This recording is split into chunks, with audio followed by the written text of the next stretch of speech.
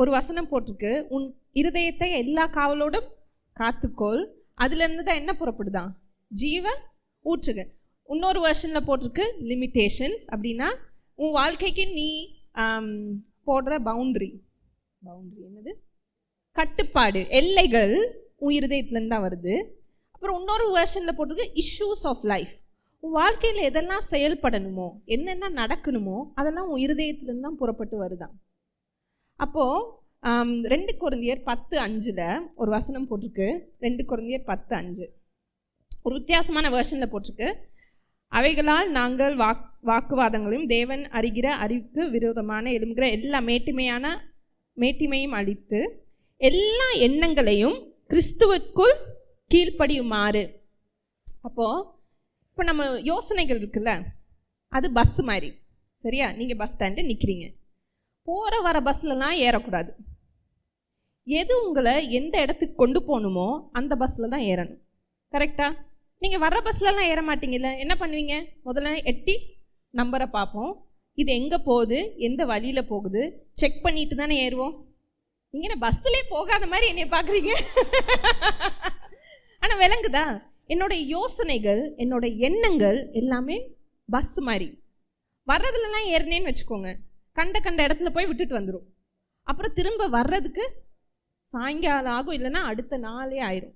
இப்போ என்னோட யோசனைகளை நான் கவனிக்கணும். அப்புறம் சும்மா கண்ட யோசனையே இடம் கொடுக்கக்கூடாது. எனக்கு ஞாபகம் இருக்குது, இப்போ நம்ம எங்கேயாவது இப்போ உட்காந்துருக்கோன்னு வச்சுக்கோங்க, கொஞ்ச நேரம் யோசிச்சுட்டு இருந்தோன்னா யாராவது வந்து கேட்பாங்க, என்ன ஆழ்ந்த யோசனையாக இருக்க? யோசிக்க விட மாட்டாங்க. ஏன் தெரியுமா? நம்ம கண்ட யோசனைக்குள்ளே இடத்த கொடுத்துட்டு நம்ம நாளவே அப்படியே ஸ்பாயில் பண்ணிடுவோம். சரியான யோசனைகளுக்கு இடம் கொடுத்தீங்கன்னா நீங்கள் நல்லா பில்ட் ஆவீங்க. இந்த வசனத்தை பாருங்களேன், 2 பேதுரு 1:10. இது பேதுருன்னு ஒரு சீஷர் இருந்தார் இல்லையா? அவர் சபைக்கு எழுதினார். அந்த காலத்தில் ஃபோன் இல்லை. சரியா? லெட்டர் வந்தால் சபைக்கு, இப்போ இந்த சர்ச்சுக்கு ஒரு லெட்டர் வரும், எல்லாரும் அந்த லெட்டர் தான் வாசிச்சுக்கணும், அவ்வளோதான். அப்போ அவங்க பைபிள், எல்லார்ட்டையும் பைபிள் இல்லை. ஓகேவா? டிவி இல்லை, ஃபோன் இல்லை, வீடியோ இல்லை. அப்போது அவர் ஒரு விஷயத்த, ரொம்ப முக்கியமான ஒரு விஷயத்த சொல்கிறார். அங்கே பாருங்கண்ணே, 10 verse 10 கீழே போங்கம்மா, verse 10. ஆகையால் சகோதரரே, உங்கள் அழைப்பையும் தெரிந்து கொள்ளுதையும் உறுதியாகும்படி ஜாக்கிரதையாய் இருங்கள். இவைகளை செய்தால் நீங்கள் ஒரு காலம் இடறி விழுவதில்லை. அவர் சொல்கிறாரு, நீங்கள் இவ்வளோ நாள் வசனத்தை கேட்டீங்கல்ல, ஒழுங்காக கேட்டுக்கோங்க, அதை ஒழுங்காக உங்கள் இருதயத்துக்குள்ளே காத்துக்கொள்ளுங்க.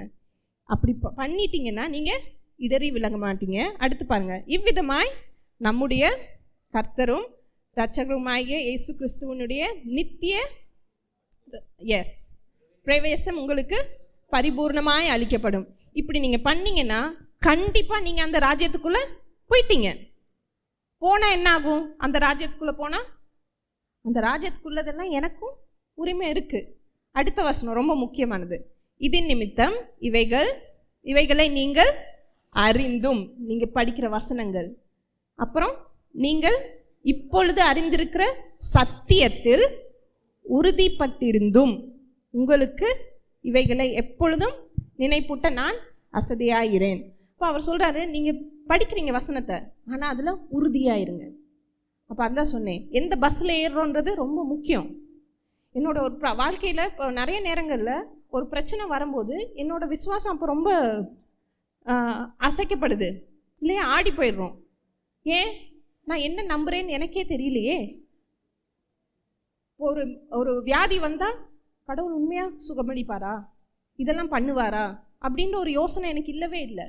அதனால் நான் கற்றுக்கொள்கிற விஷயங்களில் நான் ரொம்ப உறுதியாக இருக்கணும், பற்றிக்கொள்ளணும், என்னோட யோசனைகளை கவனமாக பார்க்கணும்.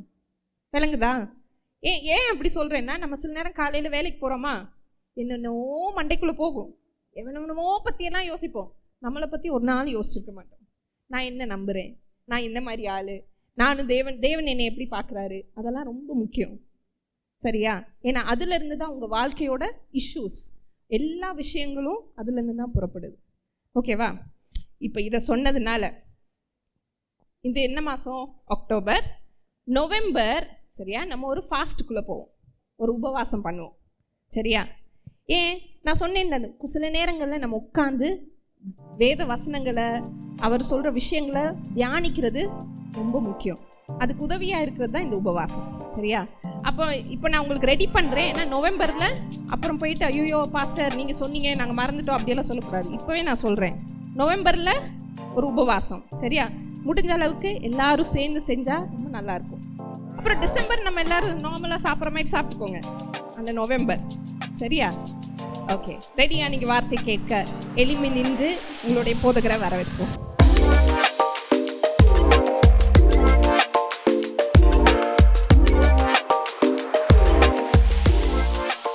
தேவன் ரொம்ப நல்லவர்.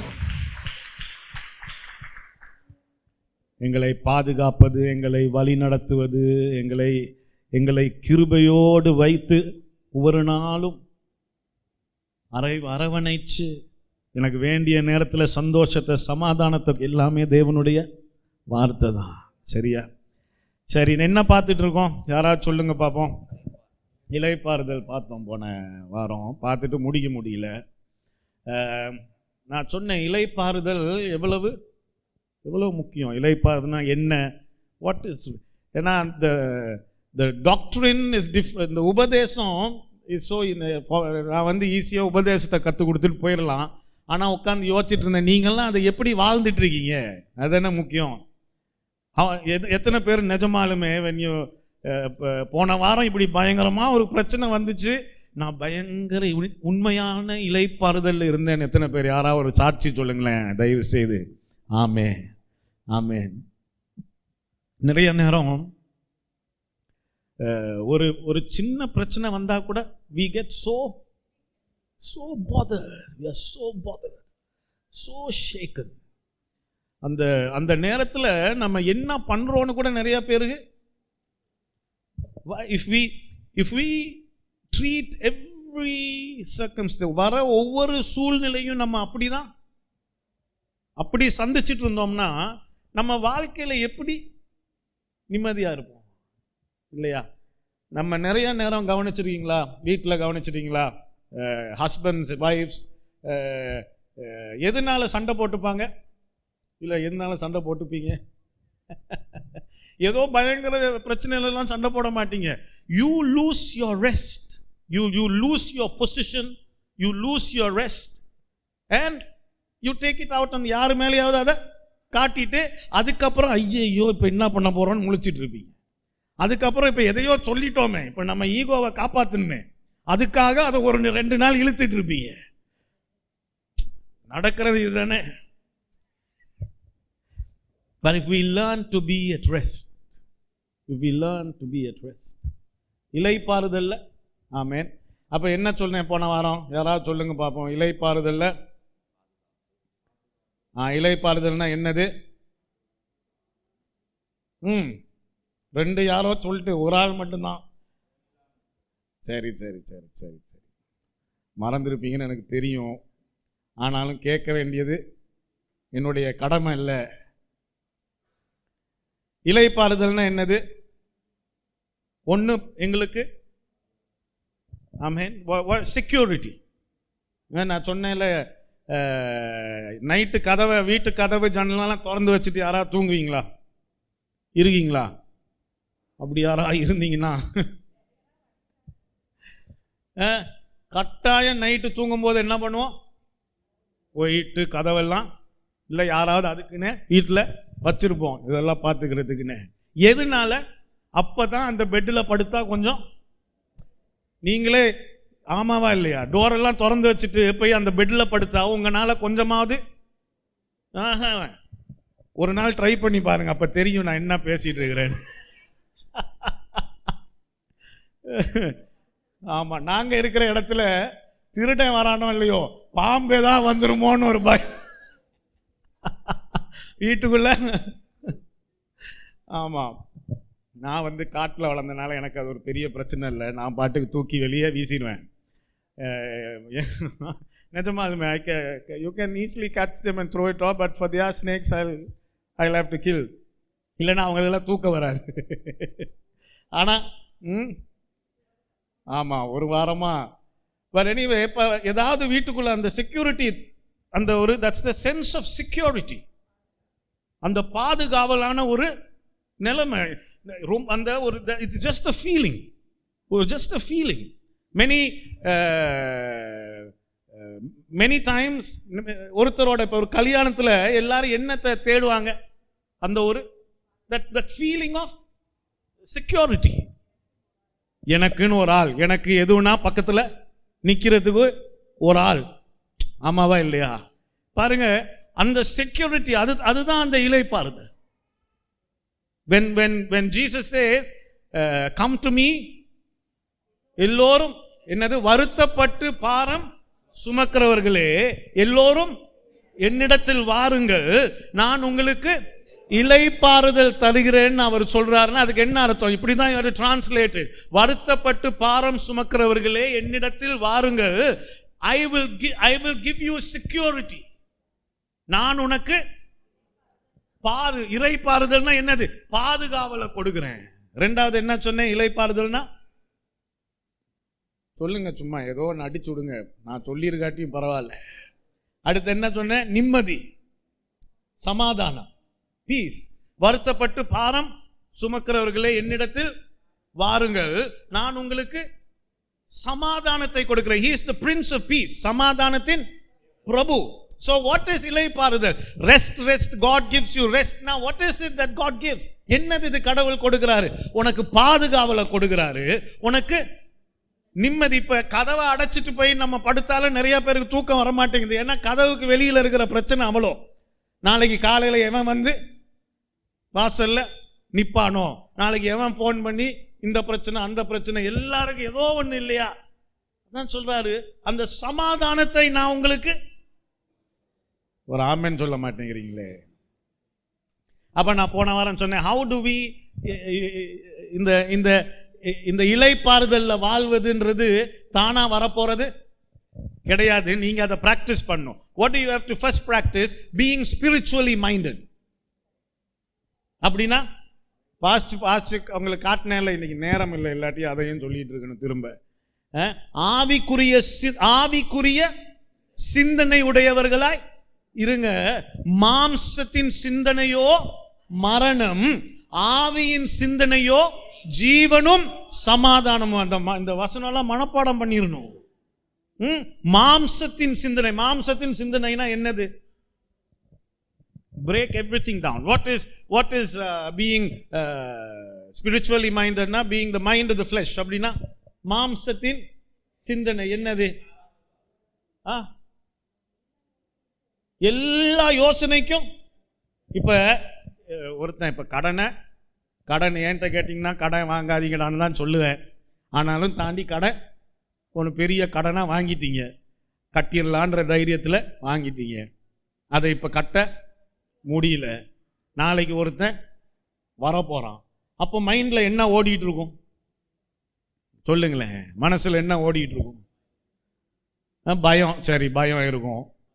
அப்புறம் அந்த என்னெல்லாம் யோசனை வரும்? ஐயையோ, என்னுடைய வீட்டை எடுத்துருவானோ, வண்டி எடுத்துருவானோ, என்னுடைய கடை எடுத்துருவானோ, ஏதோ ஒன்று ஓடிட்டு இருக்கும்ல. எல்லாரும் முன்னாடியும் என்ன அசிங்கப்படுத்திடுவானோ. இதையே இப்ப நம்ம யோசிச்சுட்டு இருக்கும்போது நமக்கு என்ன ஆகுது? இதை தான் யோசிச்சுட்டு இருக்கிறோம். என்னத்தை நீங்க எல்லாம் சிரிக்கிறத பார்த்தா தெரியுது, இப்படிதான் யோசிச்சுட்டு இருக்கோம் பாஸ்டர், என்ன பண்றது? அதே ஆப்போசிட்டா என்ன இருக்கு? Being spiritually minded. என்னது? கர்த்தர் என் மேய்ப்பராய். அதுதான் சொன்னேன், ரெடியா ரெண்டு வசனத்தை ரெடியா எனக்கு இந்த யோசனை நாளைக்கு வரும்னு உங்களுக்கு தெரியுமா தெரியாதா? Tomorrow when something happens, this is how I might react, this is how I might think ன்னு உங்களுக்கு தெரியுமா தெரியாதா? If you know that, then why aren't you doing something about it? உங்களுக்கு அது தெரியும்னா ஏன் அதை குறித்து நீங்க ஏதோ செய்ய மாட்டேன்றீங்க? ஏன் அதுக்குள்ள why do you give yourself into that same cycle? ரெண்டு வசனத்தை எடுத்து ரெடியா வச்சுங்க. அந்த பிரச்சனைக்கு இப்படி ஒரு யோசனை தான் வரும். அந்த நேரத்தில் அது வரும்போது கர்த்தர் என் மேய்ப்பராய் இருக்கிறார், நான் தாழ்ச்சி அடையே அப்படின்னு அந்த இடத்துல Like you understand? Do you understand? விளங்குதா நான் பேசிட்டு இருக்கிறது? சரியா? அடுத்து என்ன சொன்னேன்? Be spiritually minded. அதுக்கப்புறம் prayer. Very good. ஜெபிக்கணும். எப்படி அந்த இளைப்பாறுதலுக்குள்ள நான் வாழ்றது? ஜெபிக்க பழகணும். ஜெபிச்சா உன்னுடைய ஜெபம் கேட்கப்படும். நான் எழுதியிருக்கு. என்ன வசனம் பார்த்தோம்? எல்லா புத்திக்கும் ஜெபிச்சா நாங்கெல்லாம் என்ன நினைக்கிறோம்? உடனே அடுத்து என்ன நடக்கும்? பதில் வந்துடும். உடனே நாங்கெல்லாம் அப்படி சந்தோஷமா நான் கேட்டபடி அவர் செஞ்சிட்டாரு. இல்ல, நீ ஜெபிச்சா எல்லா புத்திக்கும் மேலான தேவ சமாதானம் உன்னுடைய சிந்தையையும் உன்னுடைய இருதயத்தையும் காத்து கொள்ளுமா. What a beautiful thing. அதுதான் எழுதியிருக்கு. With all supplications, எல்லா உனக்கு இருக்கிற எல்லாத்தையும் தேவனிடத்துல கொண்டு வான்னு. ஆமென். பார்த்தோமா? அதெல்லாம் போன முறை. அப்ப இந்த முறை நான் இன்னொரு விஷயம் சொல்லிட்டு முடிச்சிடுறேன். பாருங்க,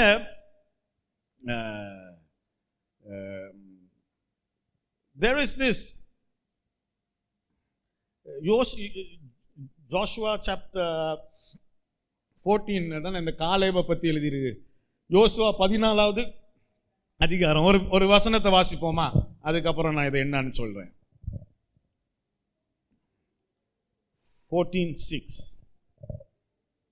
14:6 வாசிங்க பார்ப்போம். கீழ்காலிலே யோசுவாவினிடத்தில் வந்தார்கள். கேனாசியனான எப்ரோனின் குமாரனாகிய காலேப் அவனை நோக்கி. காலேப்னு ஒரு மனுஷன். என்னோட தான் இருக்கீங்களா? எத்தனை பேர் கவனிச்சிட்டு இருக்கீங்க? காலேப்ன்ற ஒரு மனுஷன் வந்து என்ன சொல்றாரு பாருங்க. காதோஸ் பர்னேயாவிலே கர்த்தர் என்னை மோசேயோடே சொன்ன வார்த்தையை நீர் அறிவீர். தேசத்தை வேவு பார்க்க கர்த்தரின் தாசனாகிய மோசே என்னை காதேஸ் பர்னேயாவில் இருந்து அனுப்புகிற போது எனக்கு 40 வயதா இருந்தது சொல்றாரு. காலேப் சொல்றாரு. எத்தனை பேருக்கு இந்த கதை தெரியும்? ஐயோ, எத்தனை பேருக்கு இந்த கதை தெரியும்? வா, 5 பேருக்கு இந்த கதை தெரிஞ்சிருக்கு. சரி, இஸ்ரவேல் ஜனம் எங்க வந்துட்டாங்க?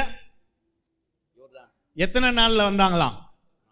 40 நாள்ல காதேஷ் பர்னியான்ற ஒரு இடத்துக்கு வந்துட்டாங்க. 40 வருஷம் போகணும்ன்ற அவசியம் இல்ல. அப்ப இந்த காலேப்ன்றவருக்கு 40 வயசு. அவரும் மற்றவங்களோட வேவு பார்க்க உள்ளுக்கு போறாரு. போயிட்டு வேவு பார்த்துட்டு வந்து அந்த கதை தெரியுமில்ல, வேவு பார்க்குறாங்க, எங்கனால போக முடியாதுன்னு தெரிஞ்சுட்டு அங்கே சுத்திட்டு இருக்கிறாங்க. அதை தான் இந்த காலேப் சொல்றாரு. காதேஷ் பர்னியால நாங்க அங்க நின்று வேவு பார்க்கலான்னு பேசிட்டு இருந்த நாட்கள்ல எனக்கு 40 வயதா இருந்தது. என் இருதயத்தில் உள்ளபடியே அவருக்கு மறு செய்து கொண்டு வந்தேன். ஆனாலும் என்னோட கூட வந்த என் சகோதரர் ஜனத்தின் இருதயத்தை கரை பண்ணினார்கள். நானோ என் தேவனாகிய கர்த்தரை உத்தமமாய் பின்பற்றினேன். அந்நாளிலே மோசே, நீ என் தேவனாகிய கர்த்தரை உத்தமமாய் பின்பற்றினபடியினால் உன் கால் விதிக்கும் தேசம் உனக்கு உன் பிள்ளைக்கும் என்றென்றைக்கும் சுதந்திரமாய் இருக்க கடவது என்று சொல்லி ஆணையிட்டார். இப்பொழுதும் இதோ கர்த்தர் சொன்னபடியே என்னை உயிரோடே காத்தார். என்னது? கர்த்தர் சொன்னபடியே என்னை உயிரோடே காத்தார். மட்டும் 40 வயசு தான் அவருக்கும். இந்த பயணத்துல கால் எடுத்து வைக்கும் போது அவருக்கு 40 வயசு. அவர் உயிர் காப்பாற்றப்பட்டுச்சான். அந்த பாலைவனத்துல என்னெல்லாம் நடந்துச்சு இவங்க 40 வருஷம் தெரியும் இல்ல? என்னென்னலாம் அழிவுகள் வந்தது. எந்த அழிவுகளும் இந்த மனுஷன் சிக்கல. அவங்க எல்லாம் சிக்கினதுக்கு முக்கியமான ஒரு காரணம் என்னது சொல்லுங்க. கரெக்ட். அப்பா, எல்லாருக்கும் விளங்குது. இப்பதான் எல்லாரும் சிக்கி இந்த முறுமுறுப்பு, இந்த கம்ப்ளைனிங். அப்படின்னா இவர் என்ன பண்ணிருக்கல? இவரு அந்த காதேஷ் பர்னியால இருந்து வேவு பார்க்க போயிட்டு வந்து நல்ல விஷயம் சொன்னமான மட்டும் இல்ல, அங்க நல்ல விஷயத்தை பேசிட்டு அடுத்த நாள் முறுமுறுத்து இருந்தா, அப்படின்னா அந்த வனாந்திரத்துல அவர்கள் நடந்த அந்த நாட்கள் எல்லாம் இந்த மனுஷன் என்ன பண்ணிருக்க வாய்ப்பு இல்ல. குறை சொல்லியோ இல்ல அப்படியெல்லாம் எதுவும். ஆமாவா இல்லையா? இல்லாட்டி இவரும் அழிஞ்சிருக்கணுமே. உங்களுக்கு விளங்குதான் நான் சொல்றது. இவர் ஆனா சொல்றாரு 40 வயசுல நான் தொடங்கினேன். இப்போதும் இதோ கர்த்தர் சொன்னபடியே உயிரோடே காத்தார். ம். இஸ்ரவேலர் வனாந்தரத்திலே சஞ்சரிக்கையில் கர்த்தர் அந்த வார்த்தையை மோசேயோடே சொல்லி, ம். இப்போதும் 45 வருஷமாயிற்று. ம். இதோ இன்று 45 வயதுள்ளவன். இப்ப 85 வயசு ஆயிருச்சான். என்னோட தான் இருக்கீங்களா? Yes. எத்தனை வயசு ஆயிருச்சு? 85. 85 வயசு ஆயிருச்சு. மோசே என்னை அனுப்புகிற நாளில் ம். எனக்கு இருந்த அந்த பெலன் இந்நாள் வரைக்கும் எனக்கு இருக்கிறது. அதே பலனோட தான் நான் இருக்கிறேன். எந்த குறவும் எனக்கு இல்ல. இந்த மனுஷனுடைய கதையை நான் வாசிக்கும் போது நான் யோசிக்கிறேன், எப்படி இப்படிப்பட்ட ஒரு கூட்டத்துக்கு நடுவுல இந்த மனுஷன் மட்டும் எப்படி மோசே கூட செய்ய வேண்டாத செஞ்சுட்டு இறந்துட்டு அவரும் அந்த பாலும் தேடும் ஓடுற தேசத்துக்குள்ள கால் வைக்க. ஆனா இந்த மனுஷன் இல்ல 85 வயசு ஆயிருச்சு, அதே பலன் இருக்கு, அப்படியே நான் இருக்கேன், எல்லாருக்கும் உயிர் போச்சு, எனக்கு போகல, நான் இங்க தப்பி வந்துட்டேன். இந்த மனுஷனை பார்க்கும்போது எனக்கு ஆச்சரியமா இருக்கு நிஜமாலுமே. என்னோட தான் இருக்கீங்களா? we must look at these people. இதெல்லாம் பார்த்துட்டு யோசிக்கணும். ஆபிரகாம் பத்தி இப்படி எழுதியிருக்கு, Hebrews 6:15, எபிரேயர் 6:15 ஆபிரகாம் பத்தி இப்படி எழுதியிருக்கு. என்ன எழுதியிருக்கு? எபிரேயர் 6:15. அந்தபடியே அவன் பொறுமையாய் காத்திருந்து வாக்குத்தத்தம் பண்ணப்பட்டதை பெற்றான். அவன் பொறுமையாய் காத்திருந்து. இங்கிலீஷ்ல இருக்க வார்த்தை எனக்கு இன்னும் ரொம்ப பிடிக்கும். he endured. Abraham endured. அப்படின்னா life wasn't easy for him. அப்படின்னா வாழ்க்கை ரொம்ப, அந்த வனாந்தரத்துல காலேபுக்கு வாழ்க்கை ஈஸியா இருந்திருக்கும்னு நினைக்கிறீங்களா? ஆபிரகாமுக்கு வாழ்க்கை ஈஸியா இல்ல. இது எழுதி இருக்கு he endured. ஈஸியா இருந்தா நீங்க என்டியோர் பண்ண வேண்டாமே. he endured and received எழுதி இருக்கு. அந்த நான் சொல்றவங்க விளங்குதா? எப்படி இவங்கெல்லாம், இவங்களுடைய இருதயம் மட்டும் எப்படி அப்படி இருந்திருக்கலாம்? நமக்கு நம்ம 2 நிமிஷத்துல புலம்பிடுறோமா இல்லையா? ஒரு பிரச்சனை வந்தா ஆமாவா இல்லையா? கவனிங்க, ஐ வாண்ட் டு, இது ரொம்ப முக்கியமான ஒரு விஷயம். இதை நீங்க வாழ்க்கையில நீங்க கத்துக்கிட்டீங்கன்னா, இதை செய்ய நீங்க பழகிட்டீங்கன்னா போதும். என்கிட்ட கேட்டீங்கன்னா ரொம்ப கஷ்டம்னு சொல்லுவேன், ரொம்ப கஷ்டம்னு சொல்லுவேன். ஆனா பழகிட்டீங்கன்னா பழகிறதுக்கு ரொம்ப ஈஸி, பழகிறதுக்கு ரொம்ப ஈஸி. தாவீதுன்னு ஒரு ராஜா, நேரமா அதனால சீக்கிரமா பேசிட்டு, அவன் சிறு வயதுல சாம்வேல்னு ஒரு தீர்க்கதரிசி வந்து அவனை அபிஷேகம் பண்றாரு. எதுக்காக அபிஷேகம் பண்றாரு?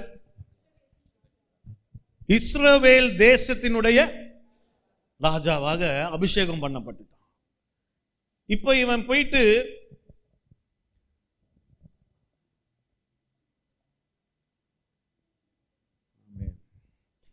கோலியாத்துன்னு ஒரு பெலிஸ்திய அரக்கனை கொன்னுட்டான். கொன்னுட்டு எல்லாரும் இப்ப உடனே என்ன சொல்றாங்க? சவுல் கொன்னது 1000, தாவீது கொன்னது அப்படின்னு சொன்னோன்னு சவுலுக்கு இப்ப உடனே பொறாமையில இந்த தாவீதை கொல்றதுக்கு முடிவு பண்ணிட்டான். முடிவு பண்ணி அபிஷேகம் பண்ணப்பட்ட என்னவா ராஜாவாக அபிஷேகம் பண்ணப்பட்ட ஒருத்தன் இப்ப ஓடி திரிஞ்சிட்டு இருக்கிறான். மறைஞ்சு மறைஞ்சு ஒவ்வொரு நாளும் மறைஞ்சு மறைஞ்சு வாழ்ந்துட்டு இருக்கிறான். அப்போ ஒரு நாள் இந்த பெலிஸ்தீன் இருக்கால, பெலிஸ்தியன் பாலஸ்டைன் ராஜா ஊருக்கு போயிட்டான். அவங்க ஊர்ல தாவீதுக்கு பயங்கர வரவேற்பு. ஏன்னா இவன் தான் பெரிய ஹீரோ இல்ல, அவங்களுக்கும் ஹீரோ. கூப்பிட்டு ஒரு பட்டணத்தையே கொடுத்துட்டாங்க அவனுக்கு, தாவீதுக்கு. இதுதான் நடந்த கதை. தாவீதுக்கு ஒரு பட்டணத்தை கொடுத்துட்டாங்க. இப்ப அந்த பட்டணத்துல இந்த அவனுக்கு கீழே 400ன்றாங்க, 600ன்றாங்க, ஒரு இடத்துல 800 எழுதியிருக்கு. அவ்வளோ பெரிய ஒரு கூட்டம் mercenaries,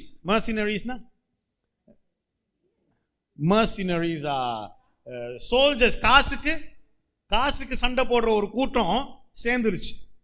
இப்ப பெலிஸ்தர்கள் போருக்கு போகும்போதெல்லாம் தாவீது அந்த கூட்டத்தை கூட்டிட்டு பெலிஸ்தருக்காக போரிட போயிட்டு பயங்கர வெற்றிகள் பெலிஸ்தியர்களுக்கு. கூலிப்படை ஒண்ணு, தாவீதுடைய கூலிப்படை. அது விலங்குதான் நான் பேசிட்டு இருக்குது. ஒரு நாள் பெலிஸ்தியர் இப்ப இஸ்ரவேல் கிட்ட சண்டை போட போறாங்க. இஸ்ரவேல் கிட்ட சண்டை போட போறாங்க.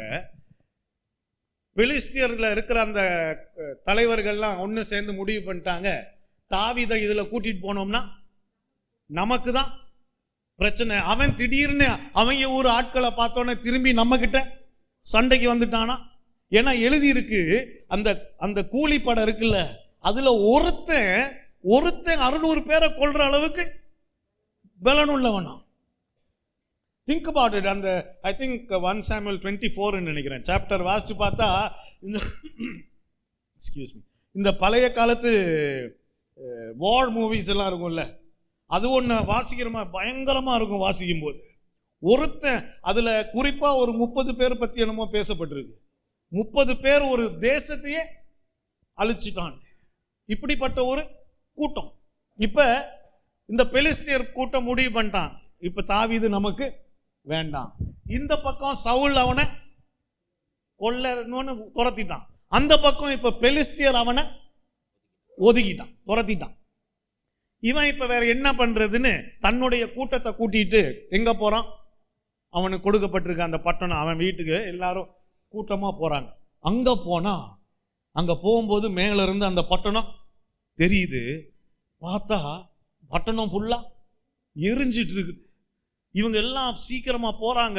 போய் பார்த்தா இந்த தாவீதும் தன்னுடைய கூட இருக்கிற கூலிப்படையுடைய மனைவிகள் பிள்ளைகள் எல்லாத்தையும் கடத்திட்டு ஊரை எரிச்சு அவங்களுக்கு இருந்த சொந்தமான எல்லாத்தையும் அள்ளிட்டு போயிட்டாங்க.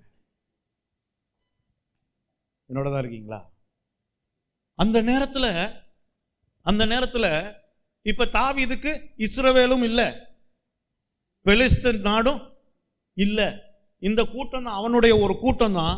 திடீர்னு திரும்பி பார்த்தா இந்த கூட்டம் எல்லாம் கல் எடுத்து ரெடியா இருக்கு தாவீத கொல்றதுக்கு. என்னோட தான் இருக்கீங்களா? 1 சாமுவேல் 30:6. 1 சாமுவேல் 30. எப்படி இருந்திருக்கும் அவனுக்கு அந்த நேரத்தில்? தாவீது மிகவும் நெருக்கப்பட்டான். சகல ஜனங்களும் தங்கள் குமாரர் குமாரத்திகள் நிமித்தம் மனக்லேசமானதினால் அவனை கல்லெறிய வேண்டும் என்று சொல்லிக் கொண்டார்கள். இப்ப அவனுக்குன்னு மிச்சம் இருக்கிறது இந்த 400 ஜனங்கள் தான், அந்த கூட்டம். அவன் எல்லாம் இப்ப கல் எடுத்துட்டு தாவீத, நீங்க கொஞ்சம் இதை யோசிச்சு பாருங்களேன். அவனுக்கு மேல ஒரு தீர்க்க தரிசன வார்த்தை இருக்கு, ஒரு அபிஷேகம் இருக்கு, அதுவும் நடக்கல. எவ்வளவோ தீர்க்க தரிசனம் சொன்னாங்க பாஸ்டர், எதுவும் நடக்கல. கூட இருந்தவங்களே துரத்தி விட்டுட்டாங்க. இது வேண்டான்னு வேற ஒரு ஊருக்கு போனா அவனும் துரத்திட்டு, கூட இருந்தவனும் இப்ப கல் எடுத்து எரிய ரெடியா இருக்கான் இவனை கொல்றதுக்கு. எப்படிப்பட்ட சூழ்நிலை அது! பவுல் அதை ஒரு இடத்துல அழகா எழுதுறாரு, எப்பக்கம் நெருக்கப்பட்டும். நான் நினைக்கல அப்படிப்பட்ட ஒரு வாழ்க்கை எங்களுக்கெல்லாம் தெரியும்னு. உங்களுக்கு ஏதோ இந்த பக்கம் ஒரு நெருக்கம், அந்த பக்கம் ஒரு நெருக்கம் வரும்.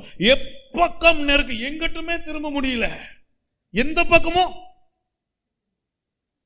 ஒண்ணுமே பண்ண முடியல. எப்பக்கம் நெருக்கப்பட்டும். அவன் இப்ப அப்படிதான் இருக்கிறான். அவனுக்கு ஒரு மனைவி, அவளையும் அந்த இடத்துல அவனுக்கு 2 மனைவிகள், ஏதோ தாவீதுக்கும் அங்க ஒரு அவனுக்குன்னு ஒரு வீடு, அவனுக்குன்னு 2 மனை, எல்லாரையும் தூக்கிட்டு அந்த வருத்தமும் உள்ளுக்கு இருக்கு. அவனுக்கும் இழப்பு. இது மட்டும் இல்ல, அவனுக்கும் இழப்பு. தன்னுடைய சொந்த குடும்பத்தையும் தூக்கிட்டு போயிட்டாங்க. எப்படிப்பட்ட பிரச்சனை பாத்தீங்களா? எப்பக்கம் நெருக்கப்பட்டும். on all sides, எல்லா பக்கமும் அவனுக்கு. நீங்க என்ன பண்ணிருப்பீங்க சொல்லுங்களேன். முதல்ல எனக்கு போன் வந்திருக்கும். முதல்ல போன் அடிக்கும், கடகடன்னு அடிச்சோன்னு எடுத்து இருக்கிற ஒரு 2-3 கெட்ட வார்த்தை மட்டும்தான் வராது, மற்றபடி மிச்சதெல்லாம் போட்டு அப்படியே கொட்டி பிரச்சனையை தீர்த்துட்டு அப்புறம் நான் திட்டி, இல்லையா? இதுதானே பொதுவா இதுதானே நடைமுறை. அதுக்கப்புறம் அடுத்த நாள் இப்போ என்னையும் கூப்பிட முடியும், இவரை எவ்வளோ தடவை தான் ஏற்கனவே கூப்பிட்டு முடிச்சாச்சு. அடுத்த நாள் இந்த பிரச்சனை தான், அப்போ உட்காந்து தேவனை திட்டி தீர்க்க வேண்டியது. இல்லை என்ன பண்ணியிருப்போம் கொஞ்சம் யோசிச்சு பாருங்க. what do you do when you are crushed on all sides? என்னோட தான் இருக்கீங்களா? இங்க பயங்கர அற்புதமான ஒரு விஷயம் நடக்குது. it just blew me away when I first read it. முறை நான் வாசிச்சப்போ என்னால நம்பவே முடியல. இங்க என்ன எழுதி இருக்கு பாருங்க. சொல்லிக்கொண்டா, தாவீது தன் தேவனாகிய கர்த்தருக்குள்ளே தன்னை திடப்படுத்திக் கொண்டான். There is this one line, இங்கிலீஷ்ல எனக்கு அது ரொம்ப பிடிக்கும். It's written, and David strengthened himself in the Lord. எங்க இருக்கு? but David, இவ்வளவு சுத்தி நடந்துட்டு இருக்கும்போது, பட் எனக்கு இந்த பட்ன்ற வார்த்தை பார்த்தானே, ஆனால் இவ்வளவு நடந்துட்டு இருக்கு, ஆனால் தாவீதோ தன்னை தேவனுக்குள் திடப்படுத்திக் கொண்டான். He strengthened himself in the Lord. அதுதான் என்னுடைய கேள்வி. அப்படின்னா என்னது? What is it? எப்படி கர்த்தருக்குள் எப்படி உங்களை திடப்படுத்திக்கிறது? சொல்லுங்க யாராவது. என்னது? ஜெபிக்க. சரி,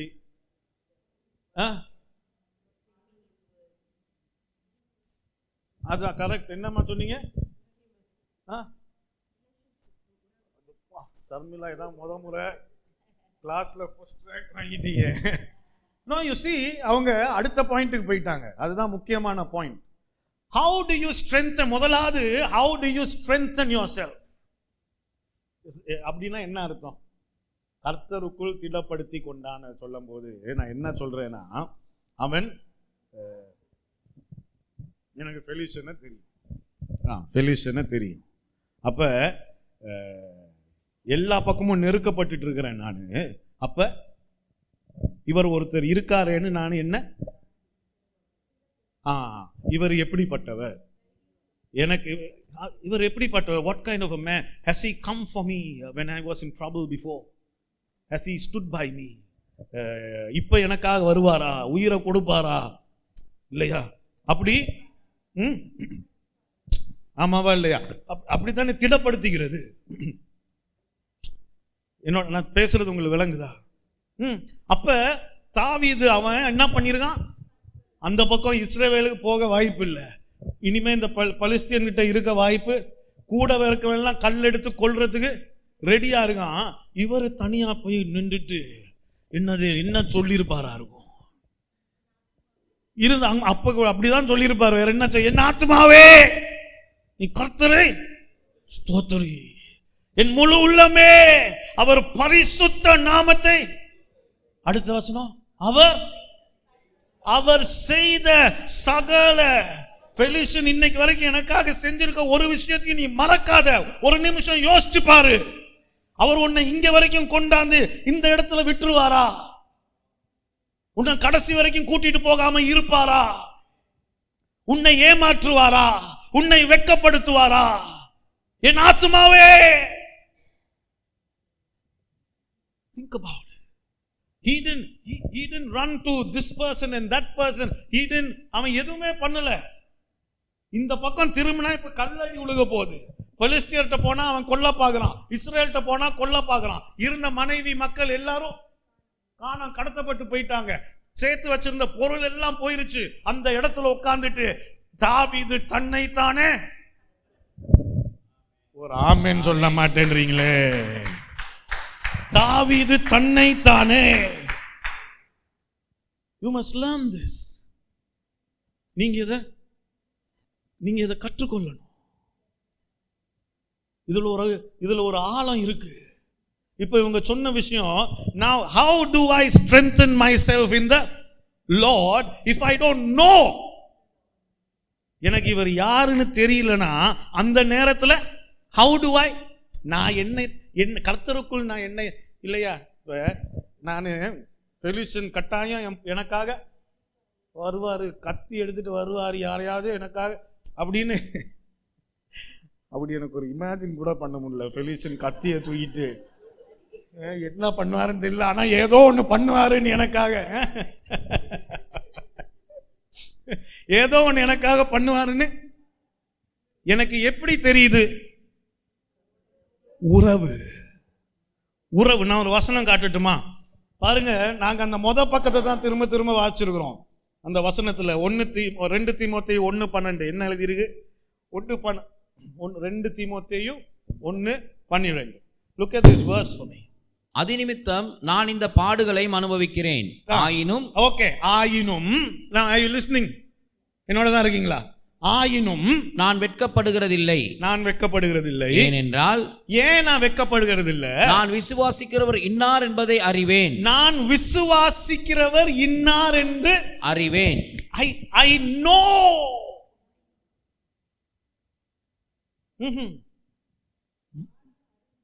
நான் விசுவாசிக்கிறவரை, உங்களுக்கு விளங்குதா? I believe in someone, but I also know that someone.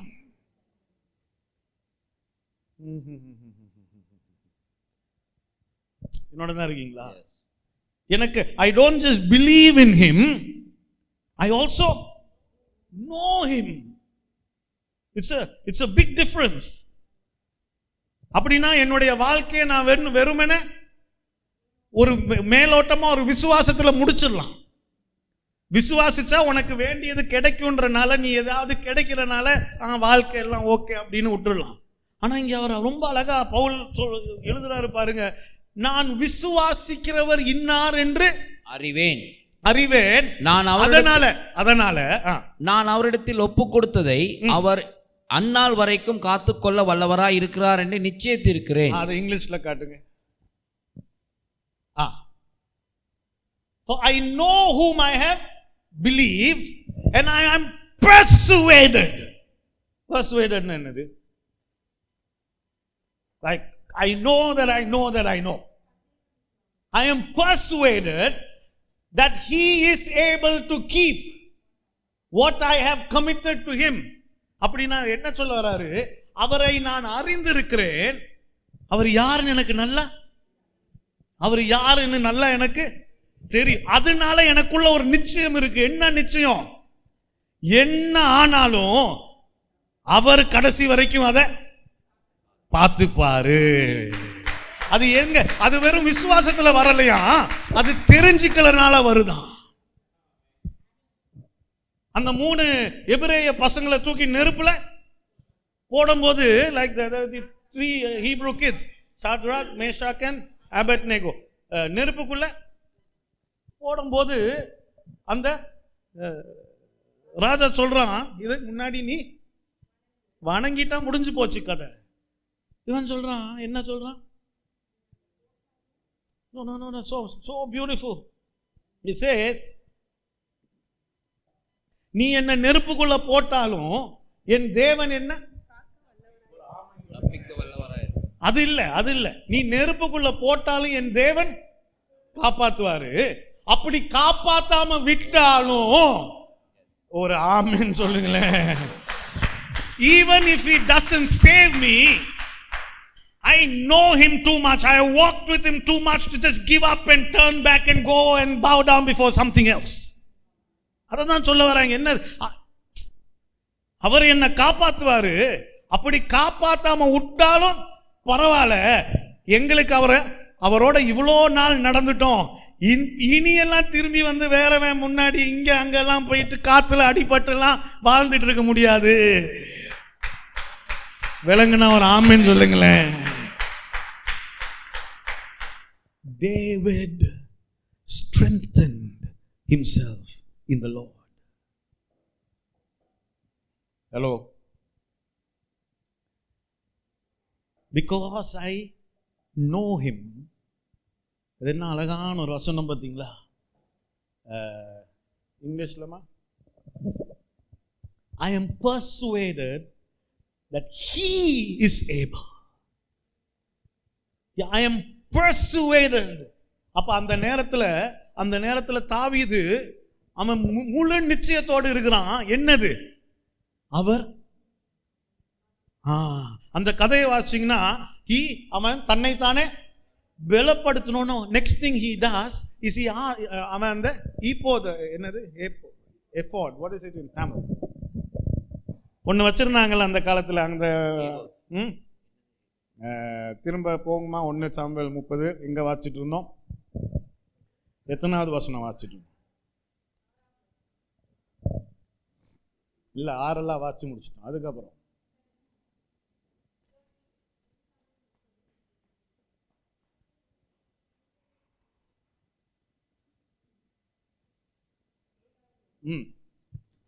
தாவீது அகிமெலேக்கின் குமாரனாகிய அபியத்தார் என்னும் ஆசாரியனை நோக்கி ஏபோத்தை என்னிடத்தில் ஏபோத்ன்றது அது எதுக்கு யூஸ் பண்ணுவாங்கன்னா, to get direction from the, எதுக்கு யூஸ் பண்ணுவாங்கன்னா தேவனிடத்துல இருந்து அடுத்து நான் என்ன பண்ணணும். You see, look at this man, எல்லா பக்கமும் நெருக்கப்பட்டுட்டான். அவன் தன்னைத்தானே தேவனுக்குள் திடப்படுத்தி கொண்டு அடுத்து என்ன பண்றான்? தேவனே நான் என்ன பண்ணணும் அடுத்துன்னு நீங்க சொல்லுங்க. உங்களுக்கு விளங்குதா? தாவீது கர்த்தரை நோக்கி நான் அந்த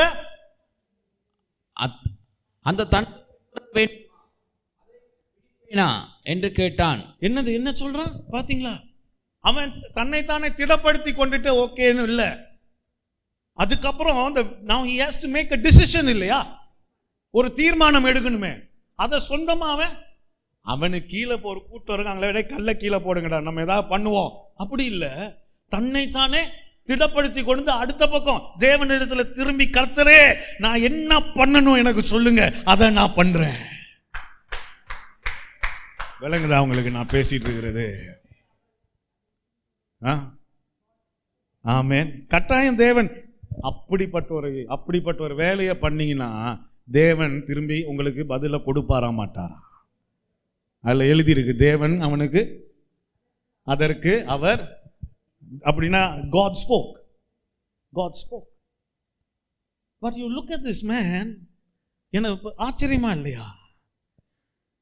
இது வாழ முடியுமான்னு கேட்டீங்கன்னா இதைதான் பவுல் எபேசியர் 6:10 சொல்றாரு. அதை வாசிச்சுட்டு முடிச்சிடும், நேரம் ஆயிடுச்சு. எபேசியர் 6:10 என்ன எழுதி இருக்கு பாருங்க. கடைசியாக என் சகோதரரே, கர்த்தரிலும் அவருடைய சத்துவத்தின் வல்லமையிலும் பலப்படுங்கள். சகோதரரே, what is it in Tamil? Be strong in the Lord. இங்கிலீஷ்ல என்னமா? Be strong in the Lord and in the power of his might. அதத்தான் இங்க பவுல் சொல்றாரு. Be strong in the, ஆமா,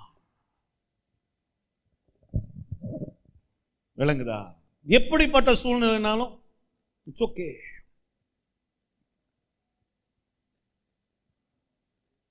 There is ஒரு வல்லமை இருக்கு. நீங்க அப்படி தேவனை தேடும் போது அப்படியே நான் இங்க இந்த மைக் எடுக்கிற வரைக்கும் நான் பட்டுட்டு இருந்த பாடு எனக்கு தான் தெரியும். Yesterday I was unable to even walk. நடக்க கூட முடியல. What do you do? உடம்புல சுகம் இல்லைன்னா முதல்ல டாக்டர்கிட்ட போங்க, ரொம்ப முக்கியம். But then அது மட்டும் இல்லை பாருங்க. நான் I have work to do. I can't just lie down sick. இதெல்லாம் நீங்க பண்ணாதீங்க. அதனால தான் உங்களை டாக்டர்கிட்ட போங்கன்னு சொன்னேன். What do you என்னத்தை பண்றோம்? நீ முதல்ல ஒன்ன திடப்படுத்திக்க. என்னத்துல திடப்படுத்துறோம்? இந்த Lord, I know him. எனக்கு அவரை தெரியும். எனக்கு இந்த உலகத்துல ஒரு நோக்கத்தை வச்சிருக்காருன்னு எனக்கு நல்லாவே தெரியும். நோக்கத்தை கொடுத்தவர் எப்படி என்ன பார்த்துக்குவாருன்னு எனக்கு நல்லா, அவர் எப்படி என்ன வழி நடத்துறாரு, எந்த இடத்துல எனக்கு தேவையான பலனை கொடுக்கிறாரு, எந்த வேலையை நான் கட்டாயம் செஞ்சு முடிக்கிறதுக்கு என் கூடவே இருக்கிறாரு. நான் விசுவாசிக்கிறவர் இன்னார் என்று நான் அறிந்திருக்கிறபடியினால் I can do all things. என்னை பலப்படுத்துற கிறிஸ்துவினாலே எல்லாவற்றையும் செய்ய எனக்கு பலன் உண்டு. ஒன்று இப்படியும் வாழலாம், இல்லாட்டி இழுத்து போத்திக்கிட்டு ஐயோ என் வாழ்க்கை இப்படி இருக்கு, என் தலை இப்படியே சுத்திக்கிட்டே இருக்கு, எனக்கு என்னன்னு தெரியல, உள்ளுக்கு ஒரு மாதிரியே இருக்கு. ஒரு மாதிரி இருந்தா அதை மாத்திக்க.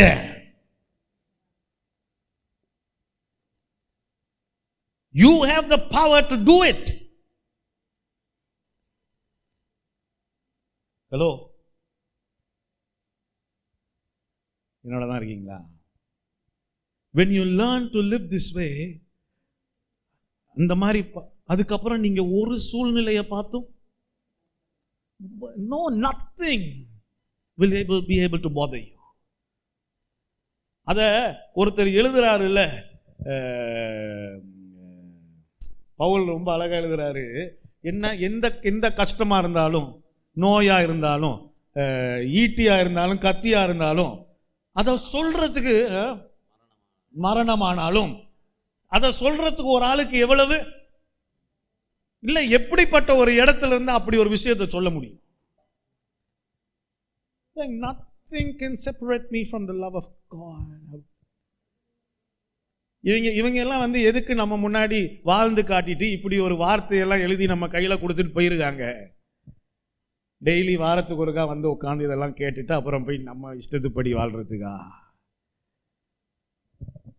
அண்டர்ஸ்டாண்ட். நான் மரண இருளின் பள்ளத்தாக்கில நடந்தாலும் பொல்லாப்புக்கு நான் தேவரீர் என்னோடு.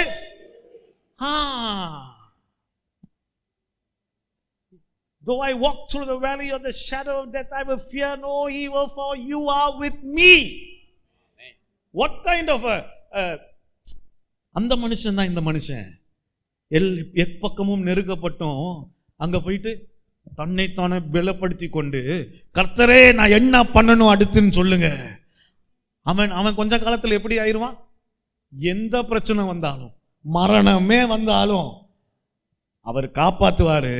காப்பாத்தாட்டியும் பரவாயில்ல, அவர் யாருன்னு எனக்கு நல்லா தெரியும், இந்த வாழ்க்கை எனக்கு போதும் சார் அப்படின்னு சொல்றவன் ஒருத்தன் இருக்கான் பாருங்க. அவன் உண்மையாலுமே he will always be at rest. He will always be at rest. The more you learn to look at life this way, you will always be at rest. விளங்குதான் நான் சொல்றது? எப்பவுமே நீ இளைப்பாறுதல்ல தான் இருப்ப. நான் சொல்றது உங்களுக்கு எப்படி இருக்கோ தெரியல, ஆனா அடுத்த முறை ஒரு பிரச்சனை வரும்போது இல்ல நீங்க இன்னைக்கே வீட்டுக்கு போயிட்டு இப்படி இருக்காதீங்க. Strengthen yourself, look to God for direction, live with purpose, live with intention. உள்ளுக்கு அந்த நெருப்பு எரிஞ்சிட்டே இருக்கணும். பவுல் தீமோத்தேயுக்கு என்ன சொல்றாரு? உள்ளுக்கு fan your flame அப்படின்னு என்னது? உனக்குள்ள இருக்கிற அந்த அக்னிய பக்கத்து வீட்டுல இருந்து வந்து அனல் மூட்டுவாங்கன்னு அவர் சொல்ல, நீ தான் அதை பண்ணணும். Fan your flame, keep the fire burning, strengthen yourself in the Lord, look to God for your direction. அந்த வாழ்க்கையை கற்றுக்கிட்டீங்கன்னா இளைப்பாறுதல் உங்களோடது தான். நம்ம என்ன ஒரு உபதேசத்தை கேட்டுட்டு நாளையில இருந்து எனக்கு இளைப்பாறுதல் அப்படின்னு உட்காந்துருந்தீங்கன்னா அங்க ஒன்றும். ஆமென். நேரம் ஆயிருச்சு.